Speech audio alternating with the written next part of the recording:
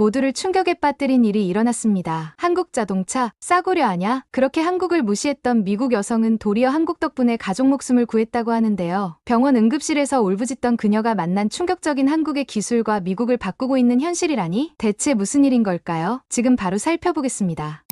안녕하세요. 저는 텍사스에서 살고 있는 린다 스미스라고 합니다. 얼마 전 정말 평생 잊지 못할 일을 겪었습니다. 저는 지금까지 아들 제이슨을 홀로 키워왔습니다. 남편은 제이슨이 1살 때 사고로 세상을 떠나고 말았죠. 그건 교통사고였습니다. 그날의 기억은 지금도 생생해요. 밤 늦게까지 비가 내리고 있었고 그때까지 이상할 정도로 남편의 연락이 없었습니다. 천둥 소리는 불길하게 울려왔죠. 그리고 그때 날카로운 전화벨 소리가 들려왔습니다. 그건 병원 응급실에서 걸려온 전화였어요. 스미스 씨의 가족 되십니까?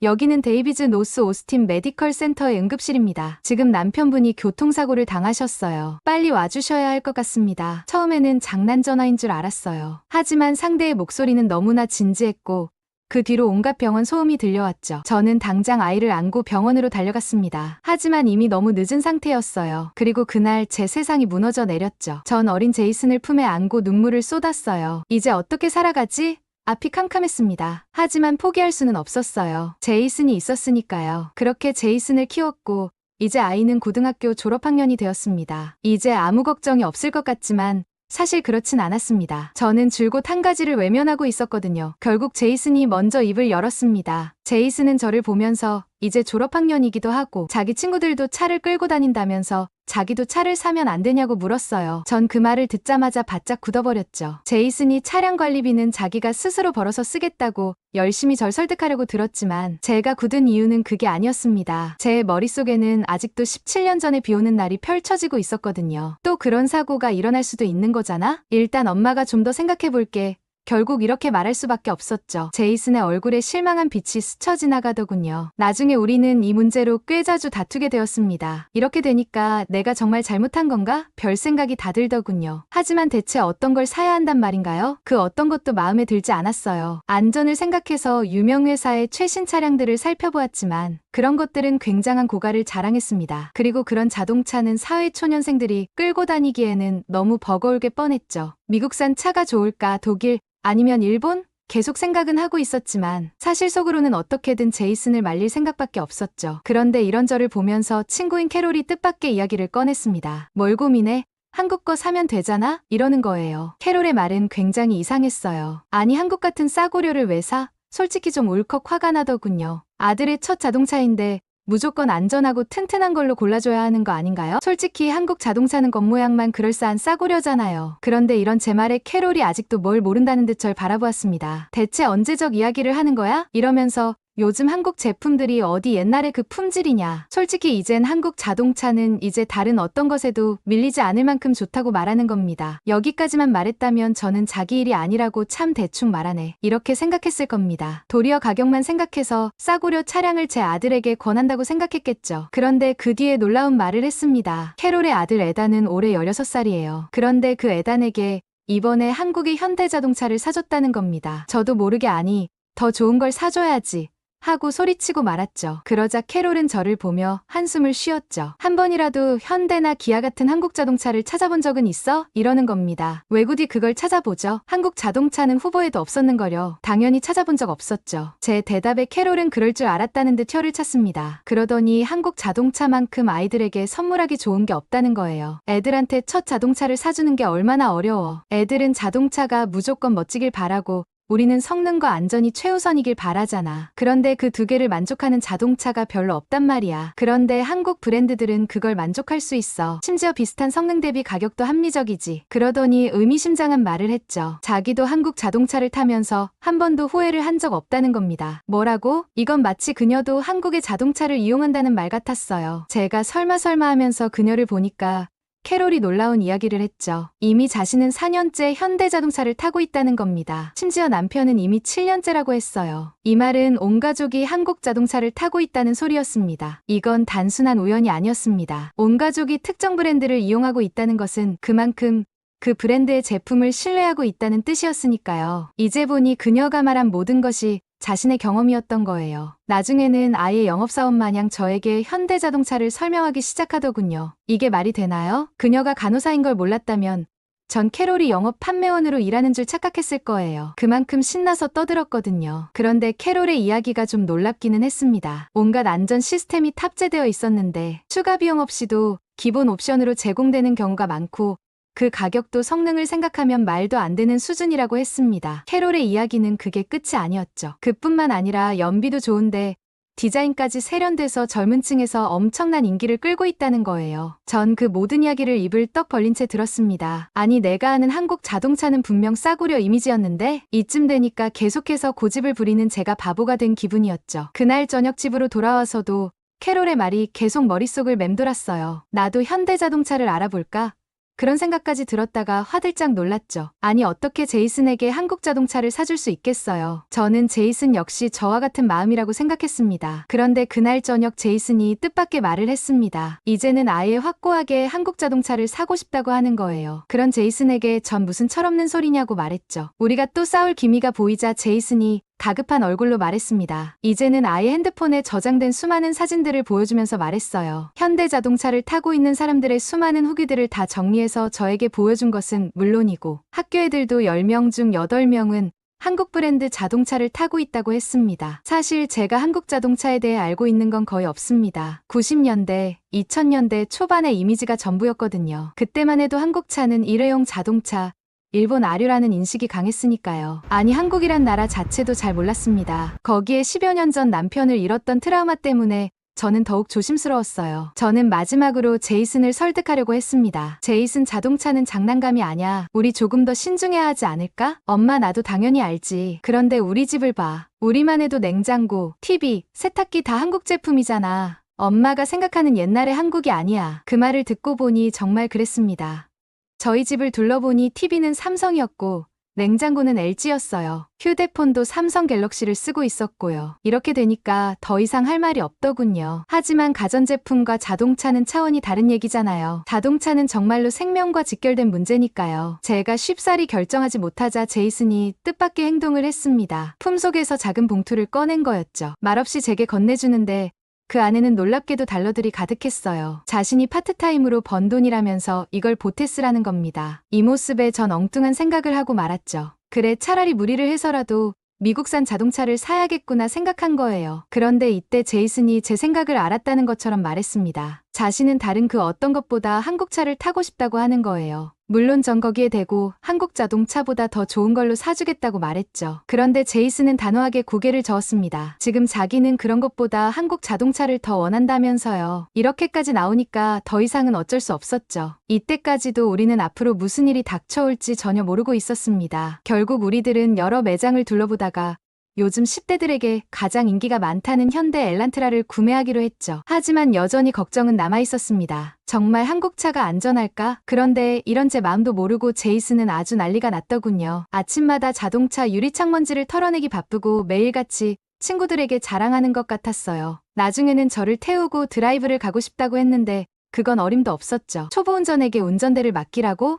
어림도 없죠. 아무튼 여전히 불안한 건 있었지만 제이슨이 워낙 좋아하니까 전 그럭저럭 괜찮다고 생각했습니다. 그러던 어느 날이었습니다. 제 인생에서 잊을 수 없는 일이 벌어졌어요. 그날은 토요일이었습니다. 제이슨은 아침부터 친구들과 만나러 나갔죠. 엄마, 오늘 친구들이랑 놀다 들어올 거야. 늦을 수도 있어. 저는 제이슨에게 습관적으로 운전 조심하라고 소리쳤지만 이제 운전대 잡는 게 익숙해졌다고 그저 실실 웃기만 하더군요. 저녁 6시가 다 되어갈 때까지 연락 한 번 없었지만 그냥 그러려니 했어요. 그런데 이상함을 느낀 것은 밤 11시쯤이었죠. 이 정도면 그래도 10시쯤에는 한번 메시지를 보내거든요. 이상한 기분이 들어서 전 제이슨에게 전화를 걸었죠. 그런데 전혀 받지 않았어요. 11시를 넘어 12시가 다 되어가자 전 정말 걱정되기 시작했습니다. 혹시 무슨 일이 생긴 건 아닐까? 머릿속에는 온통 나쁜 생각들만 맴돌았어요. 그리고 그때였습니다. 날카로운 전화벨이 울렸죠. 상대방은 제이슨이 아니었습니다. 혹시 제이슨 스미스의 어머니 되시나요? 이 내용은 꼭 10여 년 전의 그 일을 떠오르게 했어요. 어느 순간 제 심장이 미친 듯이 뛰기 시작했죠. 여기는 세인트 데이비드 병원 응급실입니다. 제이슨이 교통사고를 당해서 지금 병원에 있습니다. 그 순간 제 머릿속이 하얘졌어요. 다리에 힘이 풀려서 주저앉을 뻔했죠. 17년 전 그날 밤이 그대로 재현되는 것 같았어요. 뒷말은 들리지도 않았습니다. 저는 겨우 장소만 기억하고는 무작정 병원으로 달려갔죠. 제발 제이슨이 무사하게 해주세요. 병원에 도착하자마자 저는 응급실로 뛰어들어갔습니다. 간호사는 제 상태를 보더니 의자에 앉으라고 했지만 저는 도저히 가만히 있을 수 없었습니다. 저는 제이슨을 못 찾을까봐 모든 환자들을 하나씩 살피기 시작했어요. 응급실에는 여러 환자들이 있었어요. 다리를 다친 할아버지, 열이 나는 아이, 그리고 머리에 붕대를 감은 젊은 남자까지. 순간 그 사람이 제이슨인 줄 알고 뛰어갔는데 다른 사람이었어요. 순간 너무 놀라서 눈물까지 나오더군요. 그리고 그때였어요. 저 뒤편에서 익숙한 목소리가 들려왔습니다. 엄마, 여기야, 여기. 제가 화들짝 놀라서 뒤돌아보니 그 누구보다 멀쩡한 제이슨이 구석 침상에 앉아 있었어요. 제이슨 괜찮니? 다친 데 없어? 저는 제이슨을 끌어안으며 온몸을 확인했어요. 제이슨의 얼굴을 이곳저곳 만져보고 팔다리를 하나하나 움직여보고 꼼꼼히 확인하느라 난리였죠. 엄마 정말 괜찮다니까. 제이슨이 웃으며 말했지만 저는 믿을 수 없었거든요. 정말로 어디 다친 곳은 없어 보였습니다. 전 그럼에도 걱정을 버리지 못하고 대체 무슨 일이 있었던 거냐고 물었죠. 그리고 듣게 된 이야기는 지금도 잊을 수가 없습니다. 그건 제이슨이 친구들과 저녁을 먹고 돌아오는 길이었다고 했어요. 한창 도로를 달리고 있는데 갑자기 비가 쏟아지기 시작했다고 했죠. 갑작스러운 폭우에 제이슨은 바짝 긴장해버렸습니다. 아무래도 빗길이라는 부담감 때문이었죠. 그런데 혼자였으면 괜찮았겠지만 제이슨 옆에는 잔뜩 들뜬 친구들이 있었어요. 어느새 친구들 목소리에 웃고 떠들던 제이슨은 순간 방심하고 말았습니다. 갑자기 앞차가 급정거를 한 것을 못 본 거였죠. 친구들이 먼저 비명을 지르고 제이슨이 뒤늦게 상황을 확인했습니다. 그 순간 제이슨의 표정이 어두워졌어요. 친구들이 앞에 라고 소리치는데 나는 뭘 해야 할지 모르겠더라고. 브레이크를 밟아야 한다는 걸 알았지만 몸이 굳어버린 것 같았어. 여기까지만 듣고 전 거의 쓰러질 뻔했어요. 그 옛날 남편의 사고가 떠올랐거든요. 내가 너 이러라고 차를 사준 줄 알아? 어디 봐, 다친 곳이 있을 거 아냐. 제가 제이슨을 닥달하니까 녀석이 이상한 말을 했습니다. 그때 한국차에 타고 있어서 살았다는 겁니다. 브레이크를 밟는 게 늦었다는 걸 느낀 순간 자기도 모르게 눈을 감았다고 했어요. 그런데 쿵하고 차와 부딪히는 감각이 이상할 정도로 크지 않았습니다. 바로 그 순간 차에서 자체적으로 경고음이 울리면서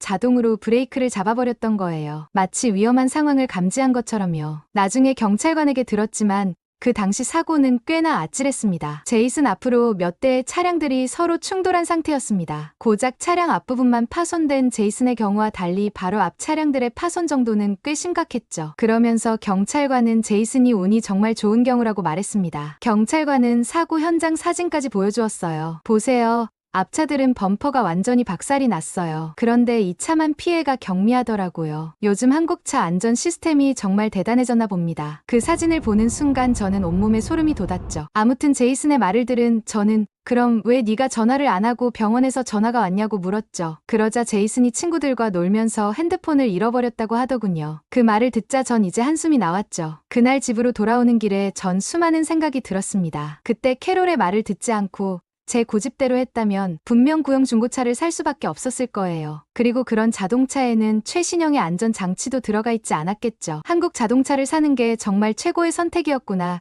깨닫게 되더군요. 사고는 다행히 가볍게 끝났지만 차량은 수리를 해야 했습니다. 앞범퍼와 헤드라이트가 손상되었거든요. 그래서 며칠 후 저는 제이슨과 함께 정비소에 갔습니다. 정비소 사장인 톰 씨는 이곳에서 15년 넘게 정비소를 운영하시는 베테랑입니다. 이번 사건에 대해서 이야기를 해주니까 톰 씨도 감탄하더군요. 그러면서 확실히 한국 자동차들이 많이 보인다고 했어요. 특히 그는 직업상 다양한 차량들을 접할 수밖에 없는데 그 속에서 한국 자동차가 정말 많이 보인다는 거예요. 사실 여기까지만 해도 그렇게 놀랍지는 않았어요. 그 말은 사람들이 한국 자동차를 많이 탄다고 해석할 수도 있지만 그만큼 고장도 잘 난다는 뜻일 수도 있잖아요. 그런데 이어진 톰 씨의 말에 전 결국 인정할 수밖에 없었죠. 그건 바로 톰 씨의 딸 아만다도 한국 자동차를 샀다는 말이었습니다. 저는 깜짝 놀랐어요. 톰 같은 베테랑이 아무 차량이나 권했을 리가 없거든요. 심지어 톰 씨가 직접 한국 자동차를 추천했다고 했어요. 제가 놀라서 왜 하필 한국 자동차를 권했냐고 물었죠. 톰 씨 정도면 더 좋은 브랜드를 알고 있을 거 아닌가요? 그러자 그가 놀라운 이야기를 해주었죠. 저도 예전에는 한국 차량에 대한 편견이 있었죠. 한국 자동차는 싸구려라고 생각했거든요. 그런데 시대가 바뀌었어요. 예전이라면 일본 자동차를 더 권했겠지만 지금의 한국 자동차는 성능과 디자인, 안정성과 그 합리적인 가격 면에서 다른 브랜드를 압도하고 있어요. 솔직히 이 성능에 이 가격으로는 살 수 없죠. 그리고 그 역시 현장에서 느끼고 있지만 10대와 20대 초반에게 한국 자동차의 인기가 정말 대단하다고 했습니다. 젊은 사람들이 원하는 디자인의 안정성과 최신 기술까지 같이 접목되어 있으니까요. 예전과는 그 인식과 인기가 아예 다르다고 했죠. 이제 전문가까지 이런 말을 하니까 그저 감탄밖에 나오지 않았습니다. 그리고 그 순간 저는 깨달았어요. 제가 얼마나 편협한 시각을 가지고 있었는지를요. 제 주변 사람들이 모두 한결같은 이야기를 하고 있었습니다. 그리고 그날 인정하고야 말았죠. 제이슨에게 한국 자동차를 선물한 것은 최고의 결정이었다는 것을요. 만약 다른 차를 샀다면 이번 사고에서 이렇게 가볍게 끝나지 않았을 거예요. 얼마 전에는 제이슨과 다시 한번 현대 딜러샵에 들렸습니다. 이번에는 제 고물 차량을 바꾸기 위해서였죠. 저는 아주 오랫동안 자동차를 바꾸지 않았거든요. 그런데 이번 사건을 지켜보면서 하루라도 빨리 한국 자동차로 바꾸는 게 좋겠다는 생각이 들더군요. 이 일에 있어서 저는 전적으로 제이슨의 도움을 받았습니다. 엄마도 너와 같은 현대 브랜드를 사려고 하니까 네가 추천해달라고요. 그러자 제이슨이 그 어떤 때보다 신나서 각종 모델의 성능과 가격을 다 비교해 왔더군요. 저보다 더 신난 모습이었죠. 딜러샵에 들어서자 익숙한 얼굴이 저희를 반겼어요. 제이슨이 차를 살 때 도와줬던 직원인 마이크였습니다. 그는 우리를 보자마자 바로 알아보더군요. 안녕하세요. 그때 엘란트라 사신 분이시죠? 어떠세요? 만족하고 계신가요? 여기서 어떻게 만족하지 않는다고 할 수 있겠어요. 저희들은 제이슨이 겪었던 이야기를 해주었죠. 그 이야기를 들은 마이크의 표정도 놀라움으로 바뀌었어요. 그는 조금 자랑스러운 표정을 지으며 놀라운 이야기를 해주었죠. 실제로 한국 자동차의 인기가 매년 달라지고 있다는 겁니다. 이 매장만 보아도 한국 자동차의 연판매량이 3년 전보다 40% 넘게 늘었다고 했어요. 특히 젊은 고객층의 반응이 두드러졌죠. 이제는 그 인기와 인식이 독일차나 일본차와 당당히 경쟁하는 수준이라고 하더군요. 그 말을 들으니 정말 신기했어요. 제가 마음을 닫고 있었을 뿐 실상 한국의 인기는 굉장히 많았더군요. 그뿐만 아니라 저와 같은 경우도 많다고 했습니다. 가족들 중 일부가 한국차를 선택한 것을 보고 영향을 받아서 구매하러 오는 중장년층도 꽤 있다는 거예요. 여기까지 들었는데 어떻게 더 이상 고민을 하나요? 결국 저는 현대 투싼을 선택했습니다. 제이슨과 마이크가 강력 추천한 모델이었죠. 더 큰 차체에 더 많은 안전 옵션이 들어있다고 했어요. 이제 이 자동차가 저를 지켜줄 거라고 생각하니까 마음까지 든든해진 기분입니다. 이제 저희 가족들은 한국 자동차에 완전히 팬이 되어버렸어요. 그동안 얼마나 오랫동안 편견에 빠져 있었는지 생각하면 부끄러울 정도네요. 그저 제이슨을 지켜줘서 한국에 고맙다는 생각뿐입니다. 오늘 사연은 여기까지입니다. 끝까지 함께 해주셔서 감사합니다. 여러분의 구독과 좋아요는 영상 제작에 큰 힘이 됩니다. 그럼 다음에 또 만나요. 지금까지 우주톡톡이었습니다.